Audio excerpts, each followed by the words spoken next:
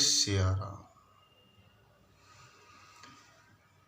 प्यारे भाई और बहनों, श्री राम जी की प्राप्ति के लिए हमने 3 मार्ग का जिक्र किया था। पहला मार्ग अयोध्या बनो,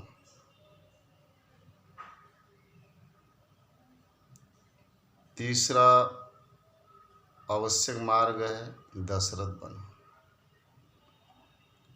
और जीवन में तीसरी आवश्यक मार्ग या आवश्यक जो वस्तु है वो 3 रानियां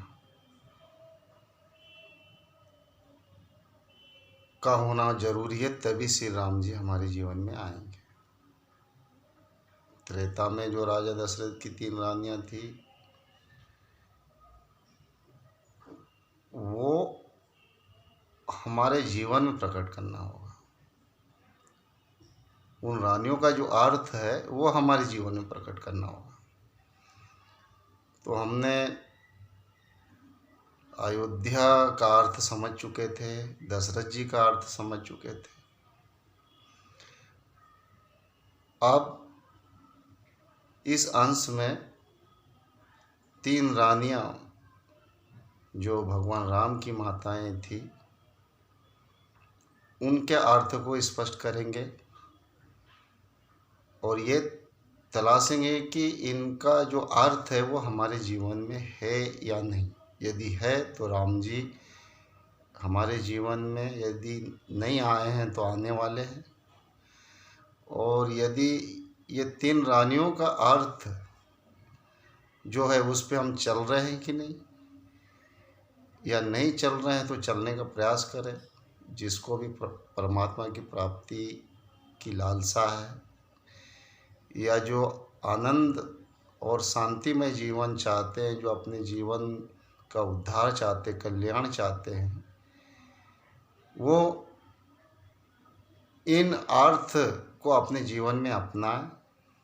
3 रानियों के जो अर्थ हैं, कौशल्या जी के, सुमित्रा जी के और कैकेयी जी के जो नाम के अर्थ हैं वो हम अपने जीवन में उतारें और उसे आचरण में लाएं। तभी श्री राम जी हमारे जीवन में आएंगे, तभी परम आनंद आएगा, तभी परम शांति मिलेगी। अन्यथा हम मनुष्य जीवन पाकर भी नहीं पाने जैसा काम कर जाएंगे और आने का कोई मतलब नहीं निकलेगा।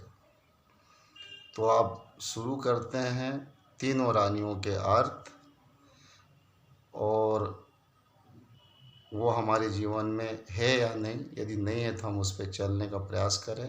अब अर्थ को समझिए। कौशल्या जी को शास्त्रों में ज्ञान का प्रतीक माना है। ज्ञान का मतलब तो आप समझते ही हो कि ज्ञान भी एक मार्ग है। ज्ञान मार्गी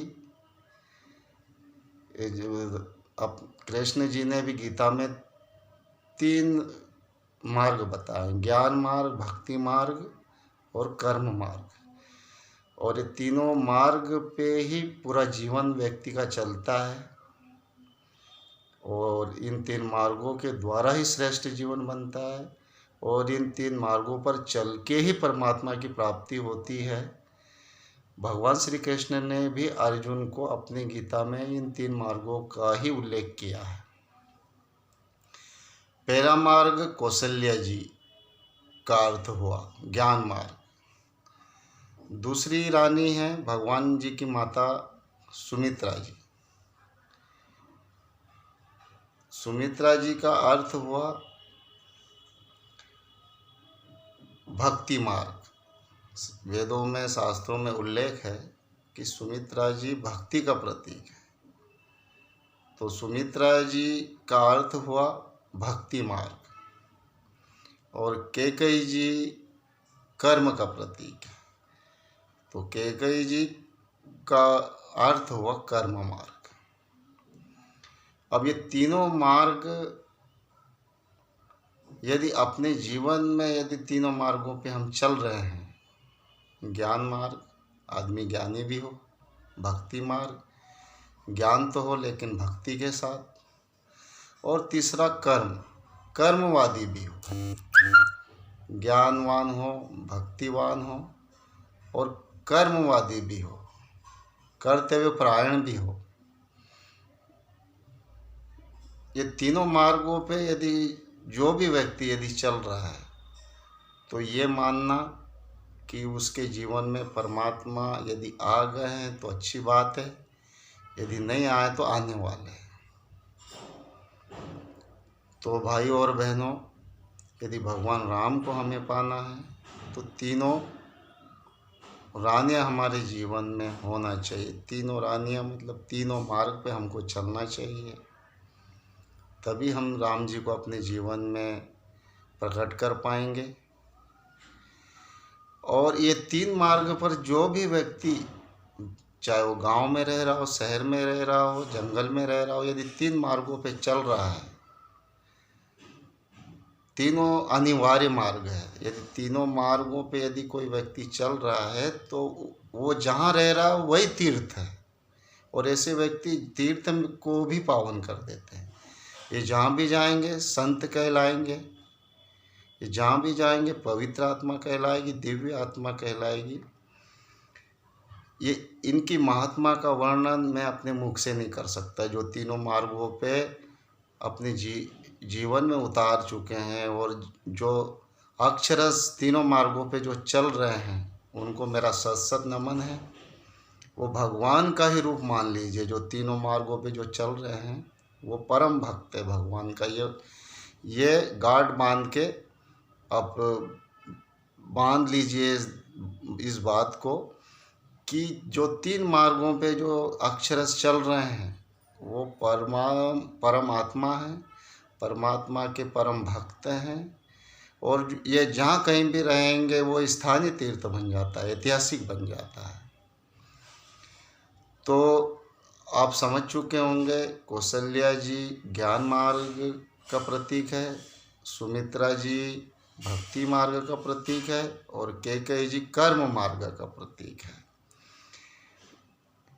तीनों मार्ग जीवन में बहुत ही आवश्यक है। यदि मनुष्य जीवन सफल करना है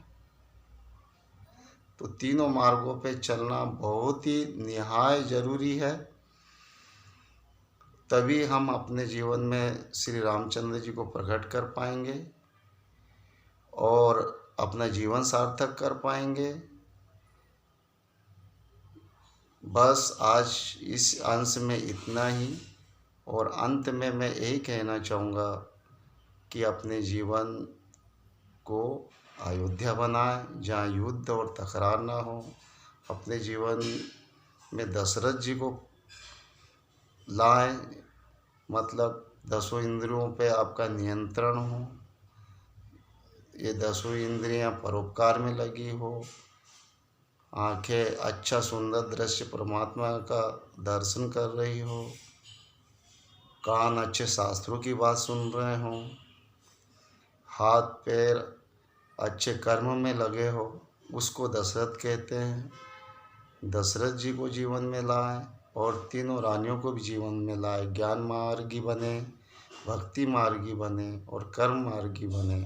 यदि आप ये तीन चीज़ें आपके जीवन में यदि पूर्ण कर रहे हो तो आप परम आत्मा हो और आपको बहुत ही जल्दी श्री रामचंद्र जी प्राप्त होने वाले हैं। इसी आशा के साथ अगले अंश में श्री रामचरितमानस के आधार पर सूत्रों की और चर्चा करेंगे। जय श्री राम।